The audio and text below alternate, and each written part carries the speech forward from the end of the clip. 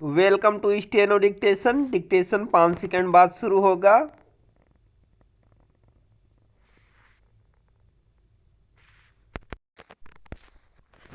Start.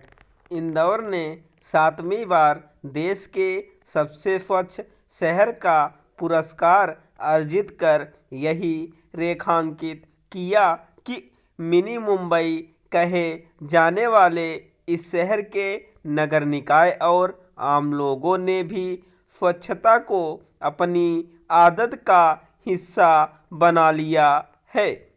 वास्तव में स्वच्छता अभियान आम लोगों की भागीदारी के बिना सही तरह चलाया ही नहीं जा सकता। स्वच्छता के मामले में इंदौर की उपलब्धि यह भी इंगित करती है कि यहाँ के प्रशासकों के साथ आम लोग भी सबसे स्वच्छ शहर के अपने खिताब को बनाए रखने के लिए प्रतिबद्ध हैं। उन्होंने स्वच्छता का जो संदेश आत्मसात किया है उसे देश के अन्य क्षेत्रों के लोगों को भी ग्रहण करना चाहिए। सच तो यह है कि सभी शहरों, कस्बों और गांवों को स्वच्छता के मामले में प्रतिस्पर्धा कायम करनी चाहिए। अभी ऐसी प्रतिस्पर्धा क्यों नहीं दिखाई दे रही है? इसके कारणों की तह तक जाने और उनका निवारण करने की जरूरत है। आखिर स्वच्छता के मामले में जो तौर तरीके इंदौर के नगर निकाय और वहाँ के लोगों ने अपना रखे हैं वे देश के अन्य क्षेत्रों के लिए अनुकरणीय क्यों नहीं बन पा रहे हैं? प्रश्न यह भी है कि हमारे महानगर और यहाँ तक कि दिल्ली और मुंबई जैसे महानगर स्वच्छता के मामले में कोई उदाहरण क्यों नहीं पेश कर रहे हैं? यह अफसोस की बात है कि कुछ माह पहले G20 शिखर सम्मेलन के समय जो दिल्ली साफ सुथरी दिख रही थी वह अब पहले जैसी स्थिति में आती जा रही है।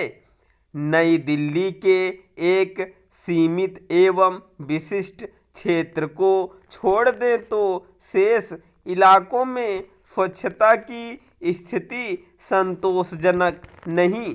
दिल्ली की तरह अन्य महानगरों में भी स्वच्छता के कुछ टापू से हैं। इसका कोई औचित्य नहीं कि देश के छोटे बड़े नगरों के कुछ खास और विशेष रूप से वीआईपी कहे जाने वाले इलाके तो स्वच्छ नजर आए, लेकिन अन्य क्षेत्रों में स्वच्छता अभियान निष्प्रभावी सा दिखे।